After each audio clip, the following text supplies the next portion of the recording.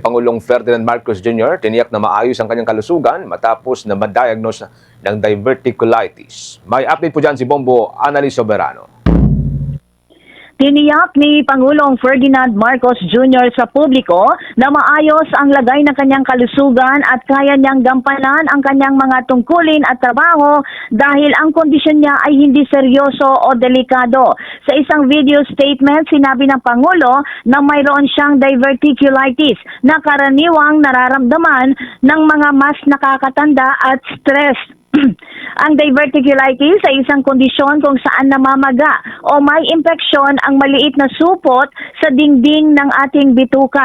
Una nang inihayag ng Malacanang na magdamag na inobserbahan ng mga doktor ang kalusugan ng Pangulo bilang precaution kasunod ng pagsama ng kanyang pakiramdam. Pero stable na at maayos na ang kalagayan ng Presidente at nagbalik na ito ng trabaho kahapon. Ngayong araw may event ang Pangulo sa Ilocos, subalit hindi muna ito makakadalo. Mananatili muna siya sa palasyo at magkakaroon ng mga private meetings. Pakinggan natin ang naging pahayag ni Pangulong Ferdinand Marcos Jr. I'm fine. I'm feeling very different from the way I was feeling before. Naayos na yung problem. What happened was I now have diverticulitis. It's a common complaint amongst apparently people who are heavily stressed and people who are, I have to admit, growing old. Sa kabilang dako, iginit din ng Pangulo na walang dapat ikabahala ang taong bayan at nagkibit-balikat lang ito sa mga espekulasyon tungkol sa kanyang kondisyon.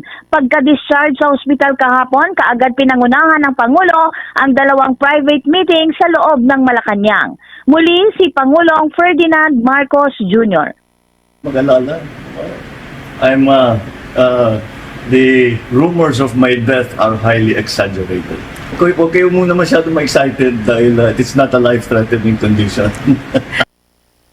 Tugon niya ni Pangulong Ferdinand Marcos Jr.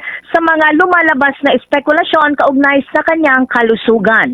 Mula sa Malacanang, Bombo Annalise Montaño Soberano nag-uulat. And this is Bombo Radio Philippines, the #1 and most trusted source of news and information. Basta Radio, Bombo! For the most trusted source of news and information, visit our website at www.bomboradio.com. Follow us on Bombo Radio mobile app, Facebook, YouTube, TikTok, and X, formerly Twitter. Like, share, and stay connected. Anytime, anywhere.